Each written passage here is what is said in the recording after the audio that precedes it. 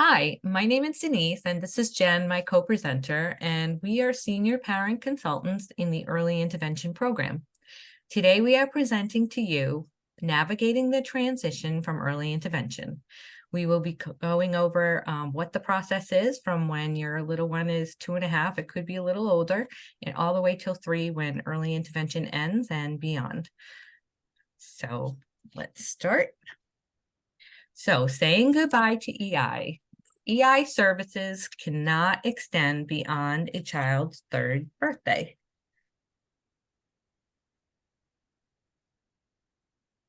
And that is the law.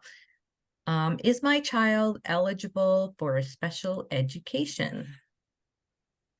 And again, this is just to let you know that it's the family's option if they want to proceed with special education and referring to school to proceed with special education. So to be eligible for special education and related services, a child must meet IDEA's definition of a child with a disability.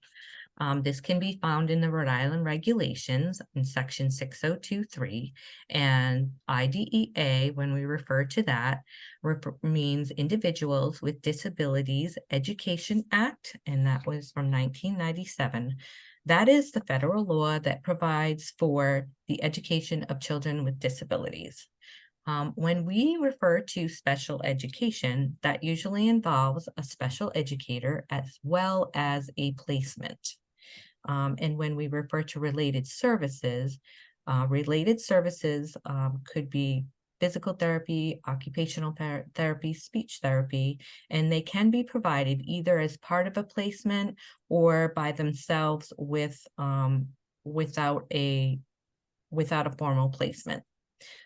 Most commonly seen this way is speech therapy. And also 66% of children leaving EI will qualify for special education or a related service. So there are 14 categories of disabilities, and this is just remember that this is just access to services. And we also added several handouts to this webinar, which you will be able to access. One that we will be referring to often is the Rhode Island Early Intervention Transition Workbook. And in the workbook, these definitions, if you want more explanation about them, it can be found in this workbook. It is on page 17 and 18, and that's where you will find the definitions for that. So when we talk about developmental delay, that is one of the categories. We refer to a 25%, that refers to a 25% delay when compared to same age peers, or greater than 2 standard deviations below the average performance in one area of development, or 1.5 standard deviations below average in 2 or more areas of development. Also, the ability has to adversely affect the child's ability to learn without special education. The category of developmental delay does go only up to 8 years old, and then they have to choose a new category if the child still qualifies in any area for special education or services. You can also refer, it is a little confusing, so you can refer to your early intervention team, your service coordinator, and they can help explain this to you also, which it specifically refers to your child's and where they're at. So this is a standard curve that we have added into the slide that explains means and standard deviations. So the mean would be the 0, and any standard deviation, obviously we would be talking more, if we're talking school services, would be below that 0 going to the left. And if it was above the 0 going to the pluses, there probably would be no need for services. But that is also a little definition to help get a visualization of that. So when we talk about developmental delay, most children are found eligible for special education under the age of 5. They fit into the category of developmental delay. And there's a difference in systems when we talk about the two parts. So when we refer to early intervention, that's called Part C. And then when we refer to special education in the school, that is referred to as Part B. So there is a difference in systems when we cross over and we move into Part B. But for early intervention, most of the outcomes that are put together are for the family and the child, where when you go into special education, Part B, the goals are child-centered and they're all educationally based goals. But when you go from, and in Part C, the focus is on family set priorities of what goals they want to work on for their child and as a family, where the family in Part B, they have a role as a team member. Now they become more of like the team member with all the other members that will be at the meetings that we'll discuss later. And then in Part C, early intervention, there is service coordination. So there's a service coordinator that you have, and they oversee the plan and the services that go on it and go off it and be added. But with special education, it's more of a multidisciplinary service that they provide. So there'll be, if there's an OT and there's a PT, they write the plan, and then it's more of the parent more or less has the service coordinator kind of role, just to kind of keep track of and make sure that the services are being provided and the plan is being followed. And also you can find that information if you want more of information on that, is again in the transition workbook, and that's on page 9. So the next thing that will be brought up is it should be around 27 months that this is brought up to the families in early intervention, and that is the transition plan form, which we call T1. We put it on the screen so you'd have like a good visual of what you'll be seeing. And this again is brought up from either your service coordinator or who you would be seeing in early intervention mostly. And that happens at 27 months, where it's talked about, they start talking about it, but this form is actually filled out at 28 months. So again, just to keep in mind that this is for the families that you can opt out or in at any time, all the way up to the IEP. So we just wanted to make sure that you knew that it is your option going forward. Things can change. So that's a good thing to keep in mind. And you can also show you, there's transition at a glance.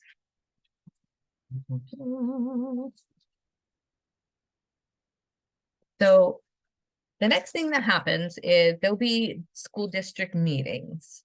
And the first meeting is the early intervention run meeting. It is called the transition conference, and this should happen around 30 months. It may not, there could be some children that come in a little late, but this is like a guide for you to use going forward. This is an early intervention run meeting. They request the meeting to the school. And then there's the school meetings are the next 3.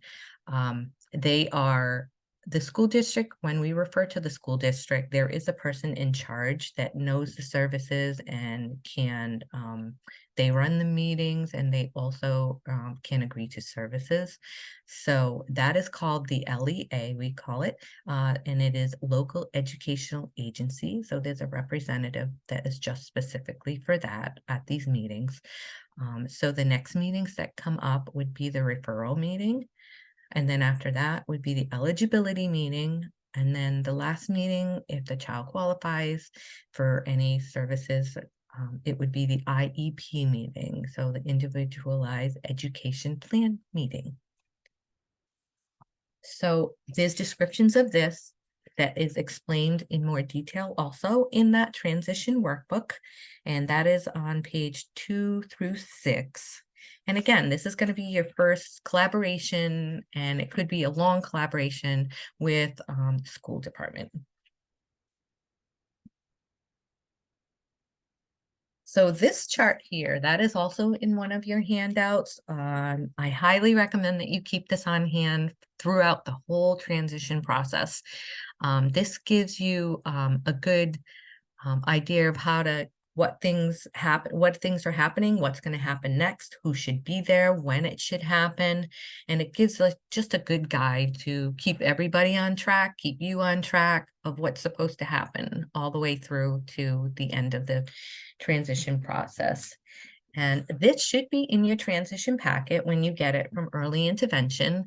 And if you don't see it in there, just ask your service coordinator for a copy of it, or your parent consultant, which I wanted to add there, that the parent consultant's role with early interventions, we work with the team, but one thing we can do is early intervention, like I said earlier, or ends at 3. But we can still support the families after 3 if the transition hasn't been completed, or if they're looking for resources, or they just need guidance for after 3. So just to keep that in mind too. Every early intervention has a parent consultant that they can utilize for those reasons.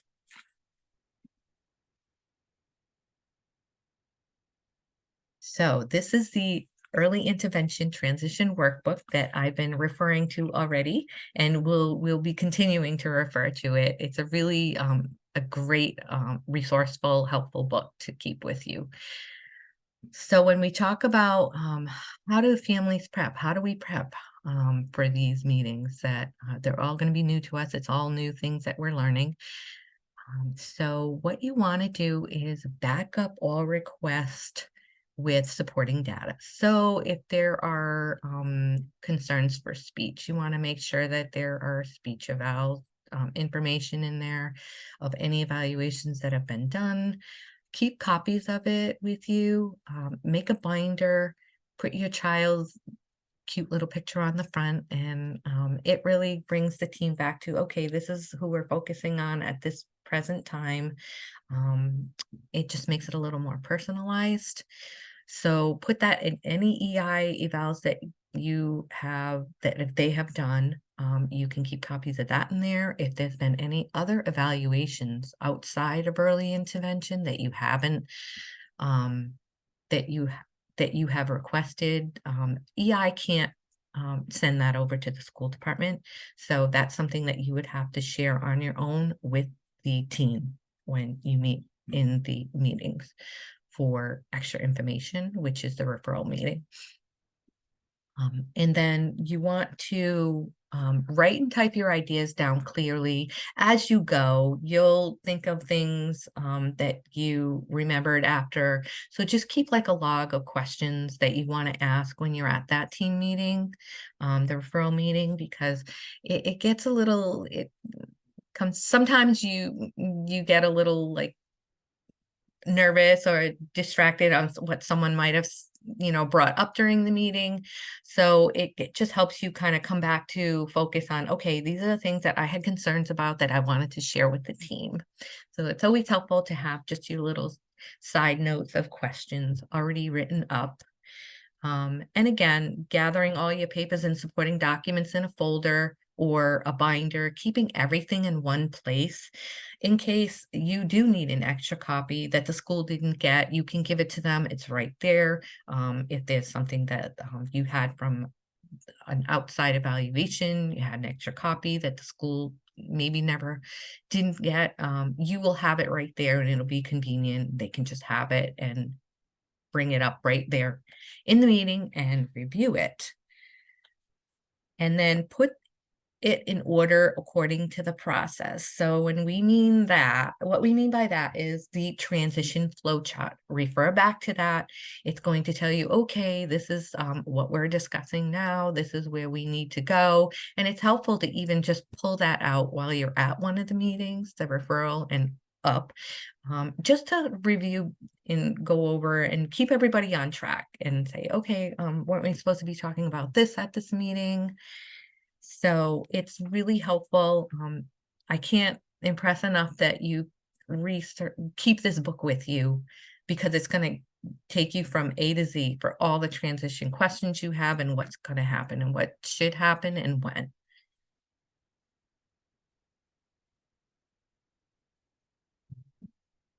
So how do you present your child's information? You want to be clear.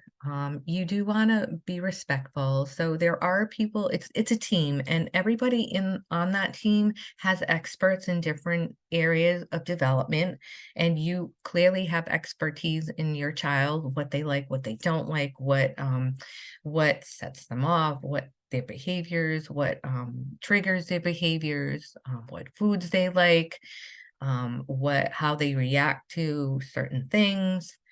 So you are very much an important part of that team, and always remember that. And then you want to also stick to the facts. So just keep, you have your facts down, just keep going back. Don't get off track by if there's a school team member there that is discussing something else, and if you're not like clear on what you like, if it's not clear what you've been told from a team member, just ask to repeat it and ask them to clarify that. It's perfectly fine to do that. And remember, you're going to be building a positive working relationship with the school. It could be a really long relationship with the school department. So what's your role as a parent or a caregiver?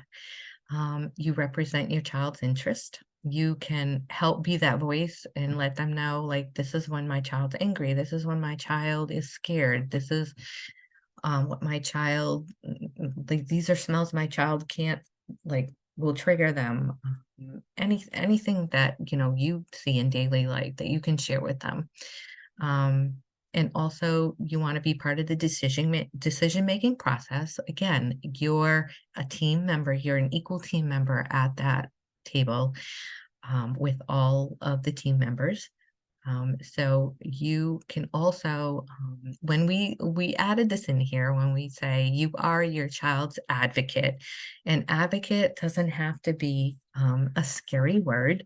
It's just basically someone who's speaking on behalf of another. So a lot of our little ones know they don't communicate, they don't talk, and you're that person there that can add to the team what their needs are, and what their challenges are and what their strengths are.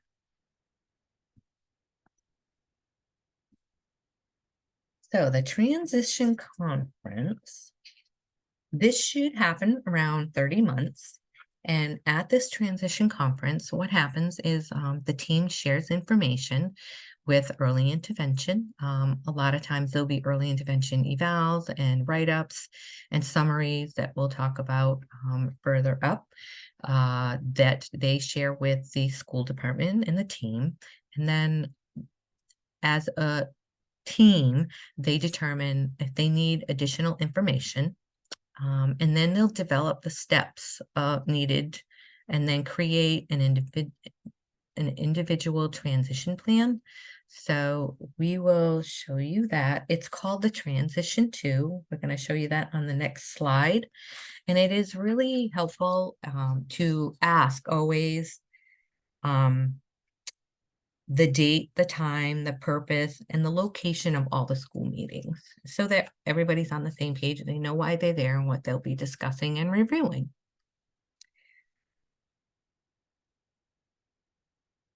So the team members at this transition conference is the parent, guardian, the EI staff, which is mandatory, And then the parent consultant, you can also invite and can be part of the team. It's great if you can bring them in earlier on in the transition process so that we get to know the child and we can help with, especially when it's like after 3, if you need the support after that.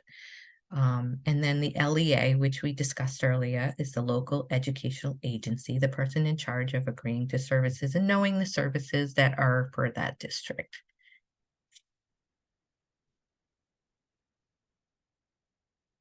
So this is the transition 2 that I discussed in 2 slides ago.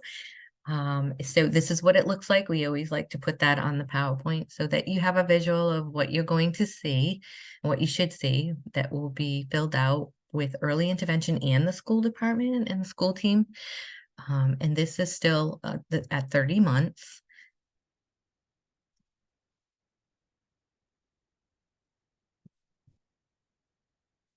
I'm going to go back, because in here there are sections that you see where there's activities for the child and family, and then there's activities for the school district and the early childhood program. So this is kind of a to-do list of what information do we already have, what further information needs to be gathered, who will be responsible, and how and when will this occur. So it's always updated whenever there is more meetings to come. An example, like maybe for the child and family, little Johnny needs to get his hearing checked, or for the family, just continue to write down your concerns or questions and complete the family prep for transition from EI, which is in, again, that transition book. There's a whole section where the families can fill out, and it's just really helpful to get enriching information to the team from the family's perspective. And there could be, for the early childhood program, it may be that they need to go see, for the school, they may need to go see, observe the child in a child care setting that they might be at, or in a certain setting, to get more information. And then what might be helpful too, you want to think of over 3 also. What might be helpful for, like, after 3 is getting to know the child's learning style, what were successful or unsuccessful methods and strategies that have been used already, and also any necessary accommodations, including equipment, observation, or program opportunities that families can research. So the referral meeting typically happens between 30 and 35 months. What will happen at this meeting is they will review all the information provided by early intervention. The parent and the guardian can provide any information from outside evaluations that were not done by EI. For instance, if they went to neurology or had a physical therapy evaluation outside, they can provide that to the school department. There will be an LEA present at the meeting, and oftentimes that is the principal. And the early intervention team will review the COAS-B, which is child outcome summaries. They can add any new information, any new skills that the child has acquired in that time since it was written. It basically breaks down information to the 3 categories of levels of skill. And they can discuss if other information is needed to determine eligibility. For instance, if the last speech evaluation was done about a year ago, then the speech and language pathologist from the school department is going to want to do an updated speech and language eval to determine eligibility. Once those determinations are all set, oftentimes they'll set dates with the parents to bring the child in for those evaluations.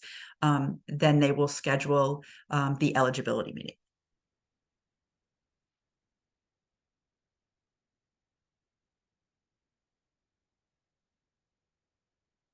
So the team members at the referral meeting would be the parent or guardian, and you can also invite anyone that you'd like to bring with you.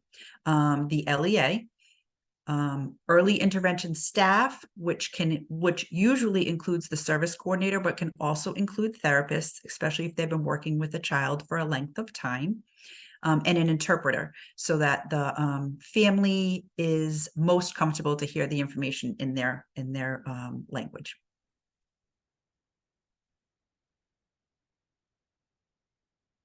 So the eligibility meeting is the next meeting that occurs. Everyone comes back to the table again to determine eligibility for special education. I'm trying to see what pages. Oh, nope, go back, Denise. I wasn't done with that one. They'll go over any evaluations, child's current functioning, present levels of development compared to same age peers. This is where you may hear information about scores and standard deviations that Denise talked about. The LEA records the child's behaviors, skills, and functioning on the COSB.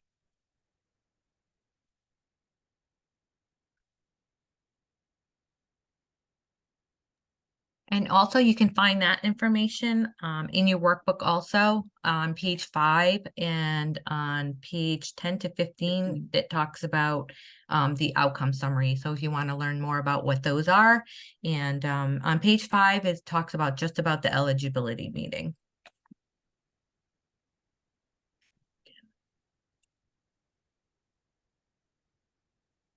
The team members for the eligibility meeting are, again, parent and guardian, the LEA, the special education teacher or a special education service provider should be present. Oftentimes a regular education teacher, an interpreter if needed, an individual who can interpret instructional implications of evaluation results. So the speech pathologist usually reviews their speech eval, the occupational therapist will go over the results from that evaluation, and any others deemed necessary or by invitation. And again, you can invite anyone you choose to your eligibility or IEP meetings.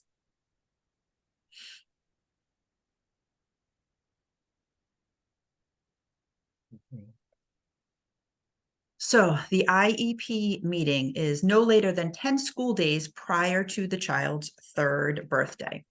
So the IEP stands for Child's Individual Education Plan.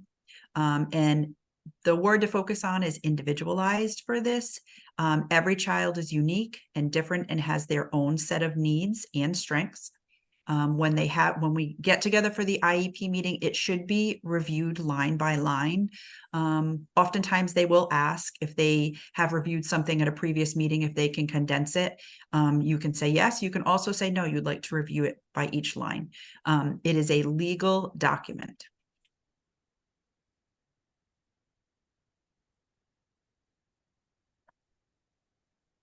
The role of the IEP team to come together, and at the beginning of the IEP, they should discuss the child's strengths and needs. They're going to write goals and objectives based on those needs. Determine special education and related services needed to meet those goals. Determines program placement. Participates in IEP reviews annually or as needed. And then the LEA provides EI a copy of the COAS B and C, which is those child outcome summaries. When we talk about program placement, what we're talking about is where, when, and how frequently will the special ed services be provided to that child? Will the child attend a program in a classroom setting? Will the child be brought in for a walk-in service? And, how often will that be done? A parent can also call an IEP meeting at any time. It is written for 1 calendar year, but if a parent has concerns, they can always reach out to the team and it can be reviewed. There is also a section in the IEP that specifically asks about extended school year. It's called ESY. This is dependent on when the IEP is written. So if an IEP is written in October, they're not going to discuss extended school year for next June. They'll take the year and they'll collect data about that child to see if they'll need continued services throughout the summer. That will generally be brought up by the teacher in the spring before they get together to write that new IEP.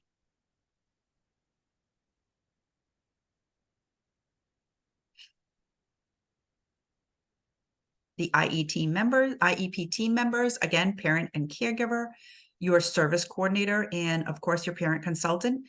It's a great idea to bring them on to these meetings because they can support after as well if you have questions.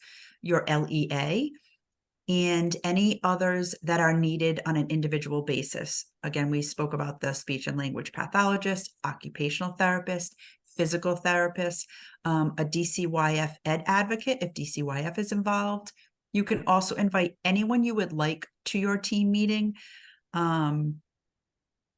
It's considered best practice if you let the team know at the school who you're bringing, especially if it's in person. There are a lot of virtual meetings now, but if it's in person, sometimes spacing is an issue if you're bringing quite a few people.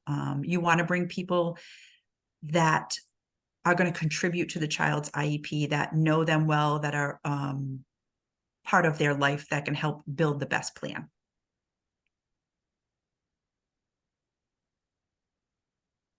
Thanks, Denise. The roles of early intervention staff during the IEP. They're a support for you. They've helped you prepare for these meetings. They know your child well if they've had some significant time to work with them. They can record, help rephrase, add or clarify information about the child, prompt discussion about certain things, offer details about working with the child over the time or any of the evaluations that they've done.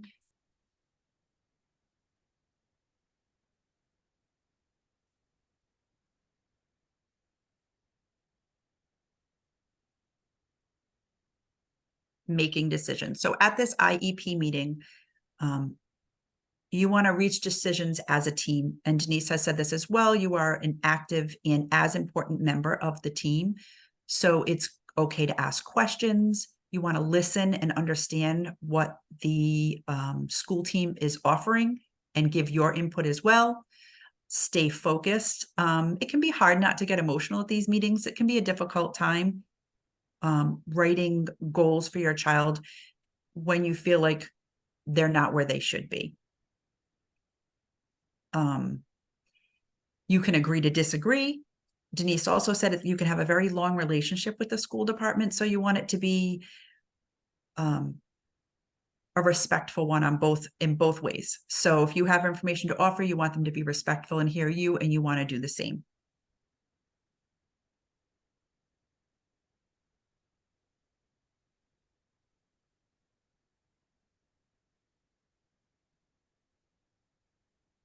What are your child's strengths and needs? What is your child able to do and not able to do right now? What works and what doesn't work? What is your child's personality like? These are the things as a parent that you'll really be able to offer. You will be the specialist on your child's personality. You'll have spent the most time. Denise also talked about this, things that work to help calm them, things that trigger them, things that they like, things that they don't like.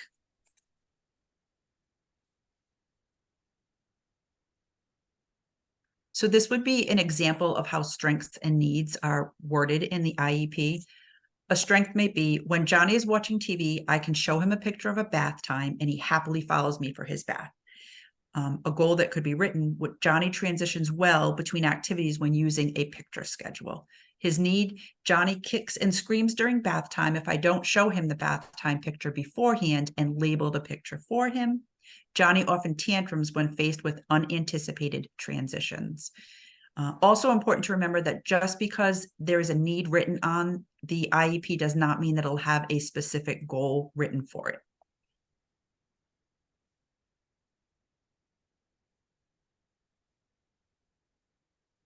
And remember, you can ask questions at any time about your child's IEP. It is a working document. It is not set in stone. It can be changed. You are an equal member of the IEP team. In my opinion, the most important member.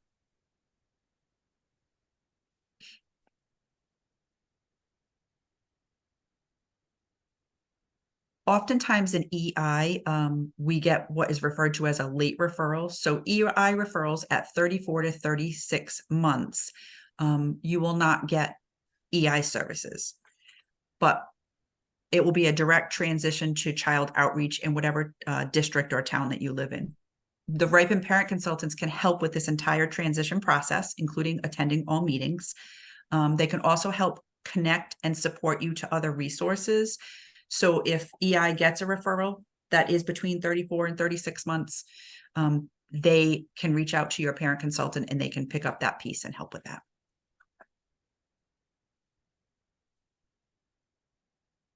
Know your rights. At each meeting, the school department will offer you your procedural safeguards. And Rhode Island special education regulations, those can be found at www.ride.ri.gov.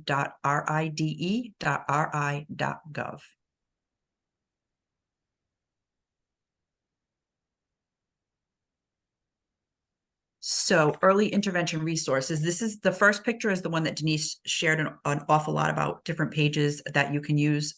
This is probably the most helpful for your transition. This workbook guide has everything in it. That one and the Rhode Island's Family's Guide to Participating in the Child Outcomes Measurement Process. Those are both found on the Sherlock Center website. That's listed down at the bottom. The milestone moments, that's on the CDC website. That has great information about what your child should be doing at what stages. And that is also down at the bottom for the website. And the Rhode Island Early Learning and Development Standards is what the school departments use to write their goals. And that is found on the rields.com website as well. So you can contact us at Ripen. Our phone number 270-0101. We're there every day during the week. There's also the call center at ripen.org. You can email. We have other websites and webinars that Ripen presents. So you can check out our website. Please reach out with any questions and know that Ripen is always here to help.